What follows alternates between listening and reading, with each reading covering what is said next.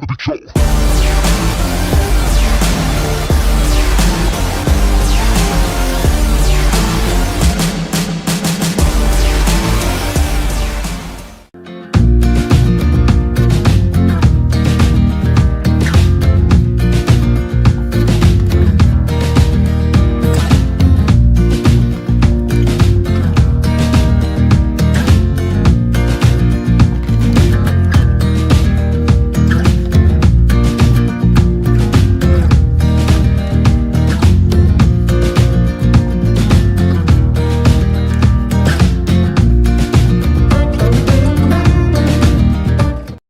Hey, how you doing, everybody? I'm the Dr. Bob Lee from 107.5 WPLS and the Make the Grade Foundation for Education. You're watching Rude Rangers TV.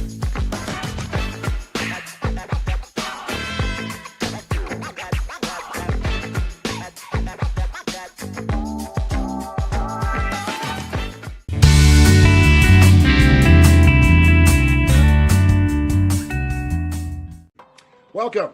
This is Conversations with the Quick Flick Critic. I'm your host, John Smistad. Each week, I introduce you to a wide range of remarkably creative and inherently interesting people representing a broad spectrum spanning the world of entertainment. I invite you to listen, learn, laugh. Today's guest is Dan Mirvish. Dan has got quite a background. He's an award-winning filmmaker. He's a best-selling author. And he co-founded the Slamdance Film Festival in Utah, and we're gonna talk about that. But first of all, we're gonna talk about his new movie called 18 and a Half, which revisits the infamous Watergate scandal in a dark and farcical tale. It says here, I've seen the film, and I can definitely attest to that description. Dan, welcome to Conversations with the Quick Flick Critic. Hey, thanks for having me on. Absolutely. Dan, I want to read the synopsis of the movie, the log line, as it were, to give people an idea of what we're talking about here. In 1974, a White House transcriber is thrust into the Watergate scandal when she obtains the only copy of the infamous 18-and-a-half-minute gap in Nixon's tapes. That was believed to be a conversation between then President Nixon and one of his staff members, Bob Haldeman, that was never recovered, never listened to. But these are tapes that Nixon recorded, President Nixon recorded in 1972, 1974, after the 1972 break-in, discussing the Watergate break-in. Dan, what inspired you to make this movie and focus in on that specific moment in history? Well, it was, I've always been fascinated by Watergate. I majored in history and poli-sci. I worked in Washington for a couple of years as a Senate speechwriter, and I knew a few people tangentially involved with Watergate over the years. So I'd kind of always been looking for an excuse to do something with it. And then I stumbled into my friend Terry Keefe owns this great motel out on the tip of Long Island, in Greenport, Long Island, called the Silver Sands Motel, that his grandparents had built in the 50s and 60s. And Terry had kind of preserved it, and no one had ever shot a feature film there. They'd shot music videos and TV. And he said, hey, if you ever want to shoot a film, we're available. We're closed in the winter. Everyone on cast and crew can stay here.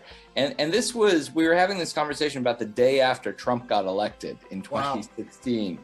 And we had just been talking to Jules Feiffer, very famous Pulitzer Prize, Oscar-winning cartoonist, who had written my last film, Bernard and Huey. And so we had just been talking about Nixon and Watergate and kind of had it on the mind. So we're like, all right, we've got this amazing location. And when you give an amazing location to an indie filmmaker, they may run with it, and I did. And then, I teamed up. The word, absolutely, yeah, exactly. And then I teamed up with the writing partner Daniel Moya, and then coincidentally, his aunt worked in this diner that was just down the street from Terry's motel, and it was a period-looking diner. So we're like, well, that's two locations. Now we have to make the movie. So yeah. What did you know about Watergate coming into the project? Again, you co-wrote, you directed 18 and a Half. Mm-hmm. What was your familiarity, your jumping off point heading into the project? Well, I knew a fair bit. I mean, I'm a big fan of All the President's Men. I'd actually just seen a screening of it with Woodward and Bernstein at a film festival doing the Q&A a few years earlier. I'd read the books. I'd actually written about Watergate in some other context for another project. So I knew a fair bit about it. But my writing partner, it was 25 at the time, he didn't know anything about it. So it was a good combination because, we could approach it as if the audience either knows a lot about Watergate or knows nothing about Watergate. And that's really worked out nicely with the film now that it's out there, is that it doesn't matter if you know anything or not know anything. Because even the parts that we go into are kind of the really obscure parts of Watergate and some of the connections to ITT and Wonder Bread and Howard Hughes, which are not normally talked about in Watergate. I wasn't aware. But if you do the research, they're there, and if you don't do the research, you'll find out about it. So, and that's fine too. But really, it's really a story about two couples, and who are fictional, and just against this backdrop of Watergate. So you don't really need to know much about Watergate or anything about it. And we've shown it around the world at festivals in Brazil and Canada and the UK and Spain, and people kind of relate and make it relevant to their own, circumstances in their own country. But really, they're relating to the characters. Our lead actress Willa Fitzgerald and John Magaro. I mean, there's some fantastic actors in the film.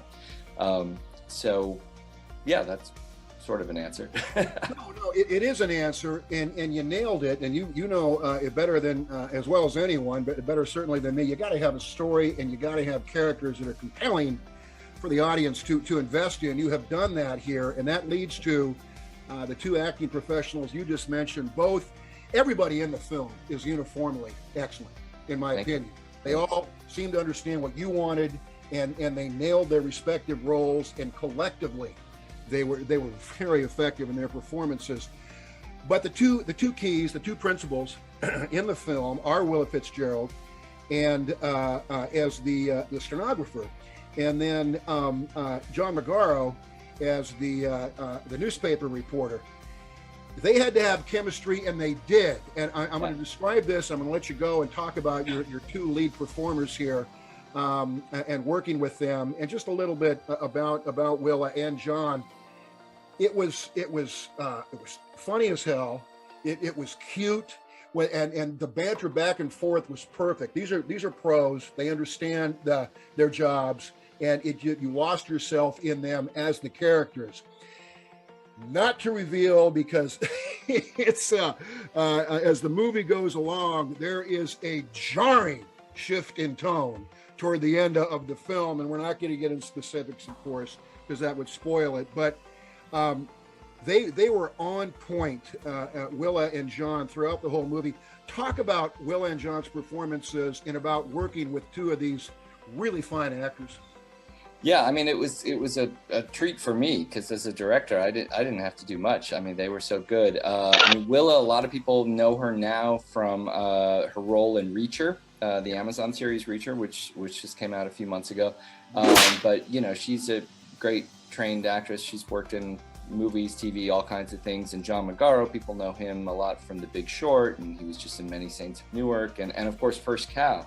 And both these actors were recommended to me by other directors. I mean, that's the nice thing when you're in the indie film world, is you meet a lot of other directors. And so both of them came recommended. And, we didn't have a lot of time to rehearse with this thing. It was all kind of thrown together at the last minute a little bit in terms of the casting.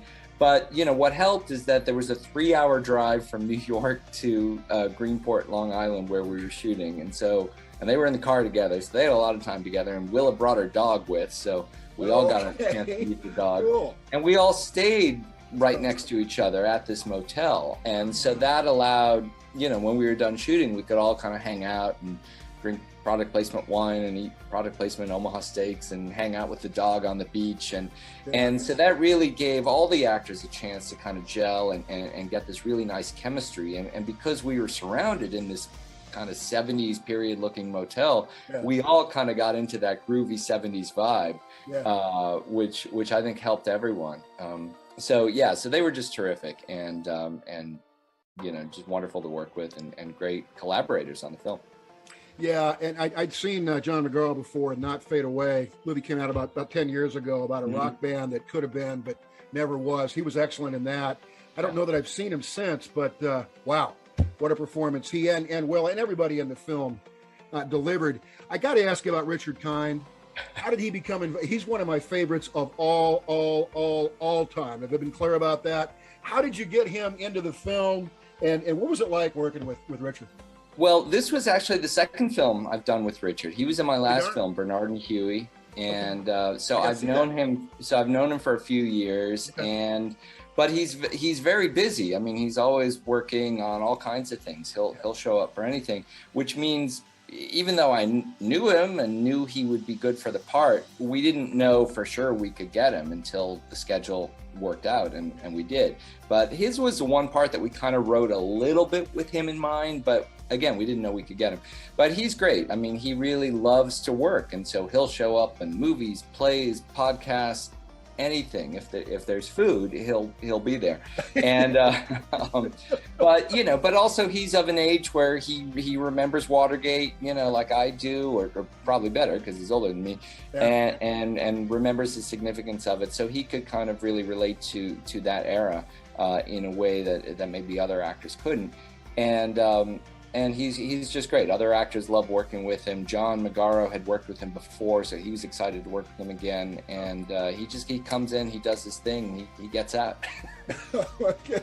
He definitely does his thing, and I just to me he's a treasure. He's always engaging and generally funny, but he's a hell of a dramatic actor too. Yeah, absolutely. Yeah, no, and I've seen him do like hardcore dramatic stuff, and he can really pull it off. So yeah, one day he will be winning an Oscar, sooner than later, I hope. So I hope so. I really do.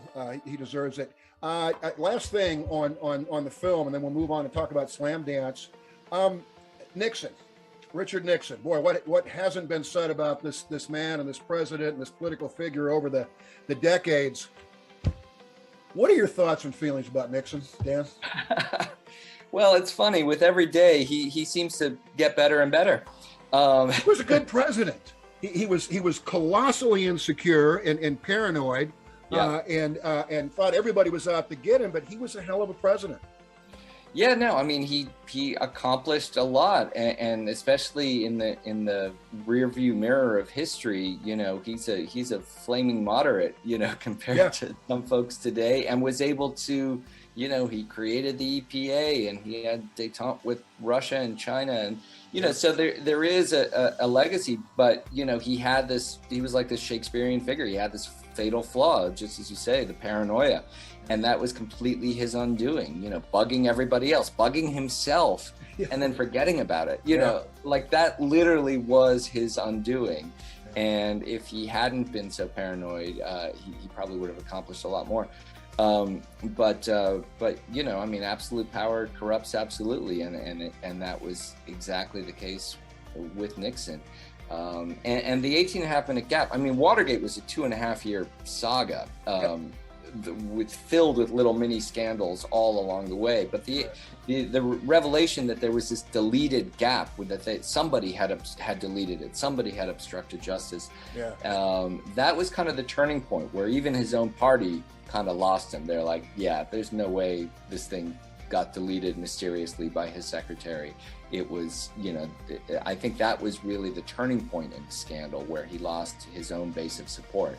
And so yeah, that was, but that's Nixon's legacy. But it's interesting going to the Nixon library, where I've been, and there's all these other great accomplishments, and then there's Watergate. That's what he's always going to be remembered for. Yep, that's going to overshadow everything that he accomplished on behalf of this country. You're right, and if you're not familiar, just real quick, Watergate was a break-in by some bungling crooks who broke into the DNC headquarters at the Watergate Hotel because Nixon allegedly wanted information about the Democratic Party heading into the 72 election. It didn't even need to happen.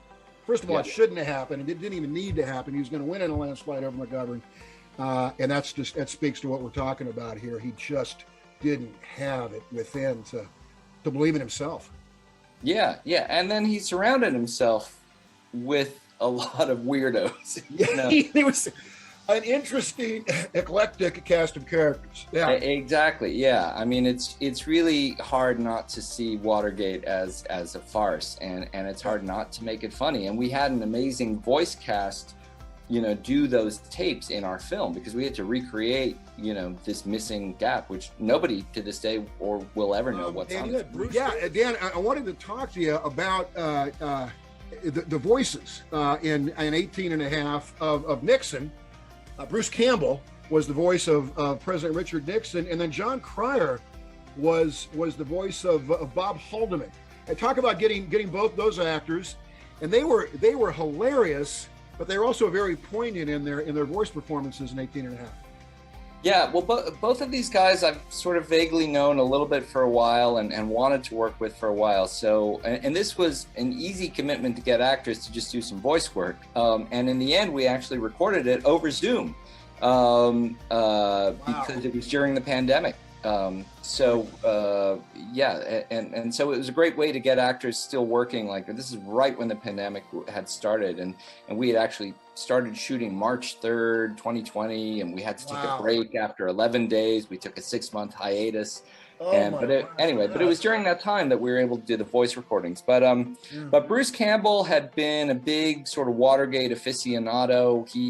When he was 14, he watched the Senate hearings every day during the summer, because that was all that was on TV. And he and Ted Raimi had done some little sketches with Nixon before. But I really wanted to get someone like Bruce who, I told him, don't do like a Nixon impersonation. We could get anyone to do that. No, he didn't do that. Yeah.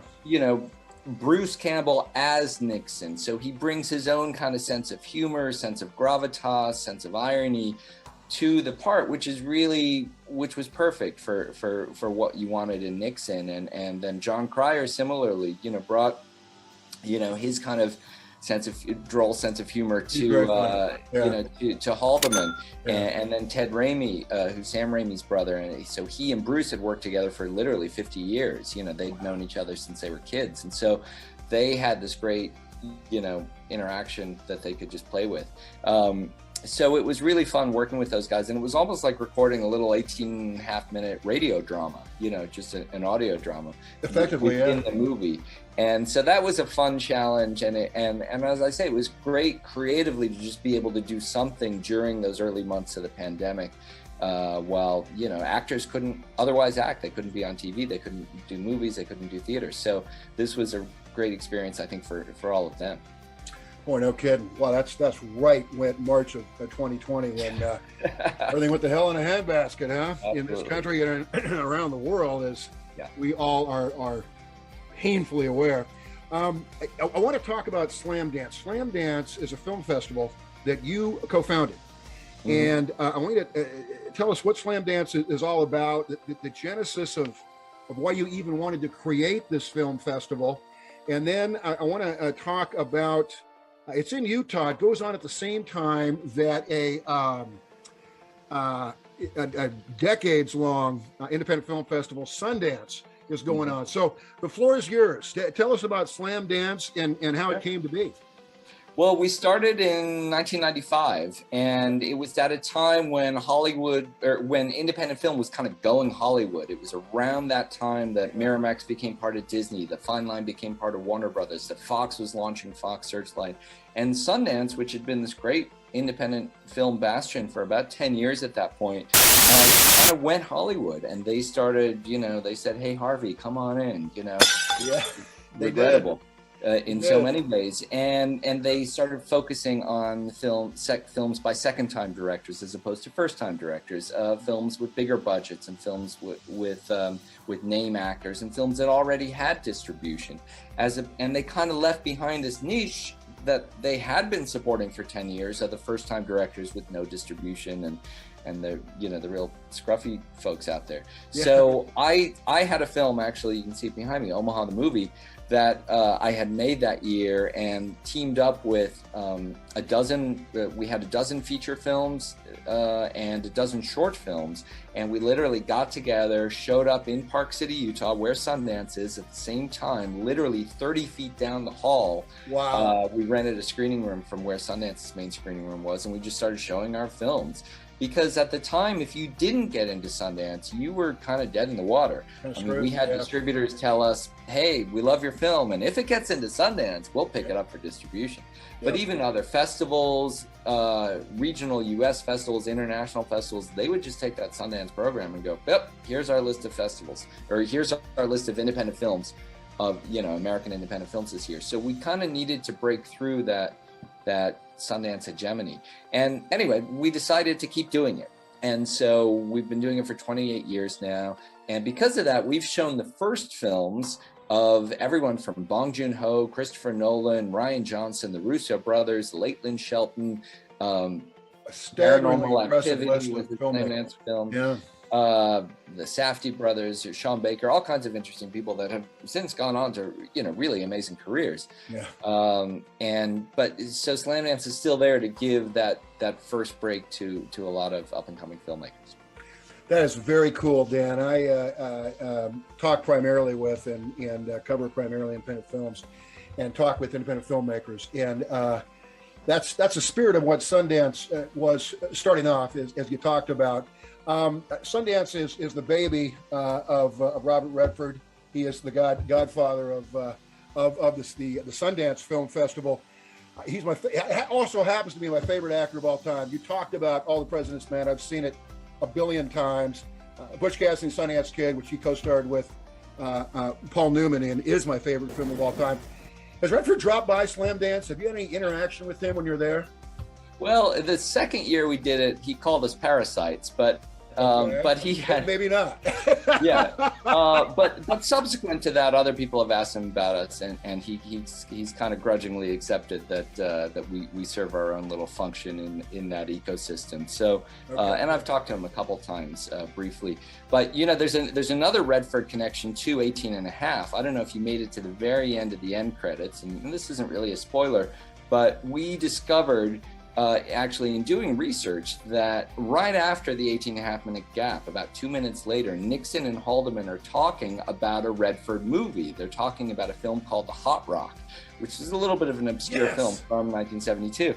Yes. And Haldeman saying, "Oh yeah, I just saw this film," and Nixon, I think, had seen the trailer. He's like, "Oh yeah, this heist film where the guys get stuck in the box," and they start joking that, "Oh, it's a heist gone wrong, just like this Watergate thing." I did see that. I did hear it. That's awesome. Yeah, which is pretty remarkable because, this is 3 days after the burglary, and they're already laughing about and self-aware enough that they know that Watergate was a farce, and then Nixon watched, he asked Haldeman to rent the movie, and they watched it that weekend. And you look in the screening logs, and Nixon watched they actually did it. Yeah. Okay. Yeah. And it's funny because Redford actually plays a plumber in the film.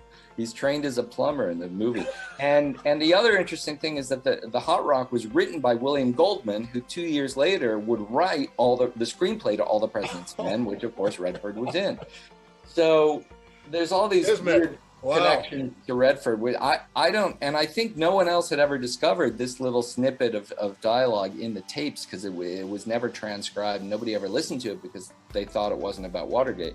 Yeah. So I'll bet Redford doesn't even know that Nixon was a fan. Yeah, he probably doesn't. I'm betting that he probably doesn't. Hey, I want to talk about now. This interview will live stream after the film releases. On VOD and digital July 5th, but pretty much any online platform, people will be able to access and watch 18 and a half. Is that correct? I hope so. Yeah. Yeah. Starting July 5th in North America, US and Canada, and then actually July 11th in the UK and Ireland. Okay, so good. We're going global. Watch it. Hell of a film. I'm going to come out with my my review soon. This week is the plan for 18 and a half. Again, the film is 18 and a half. And the director and the co-writer is who we have just been enjoying a conversation with. and that is Dan Mirvish. Dan, really appreciate it. Wish you nothing but good things moving forward here. And can you give us an idea of what? And I know this is sensitive and kind of hush hush for folks in the film industry, but any ideas that you can share with us in terms of what you're working on moving forward? Well, I'm still working a lot on 18 and a half. Our soundtrack just got released, so people can already listen to the soundtrack on iTunes and Spotify, that sort of thing. There's talk about turning 18 and a half into a play, or maybe expanding it into an episodic TV series. So there's a lot we can still do with this kind of world we created. So I'm still working on that, and the DVD and the video. We're still playing at festivals. You know, the film played at 21 festivals on eight countries on 4 continents. Wow! So it's going to be playing in Australia next month. So there's still a lot of life left in this thing. Good, Dan. Thanks again. We appreciate it. Thank you, John.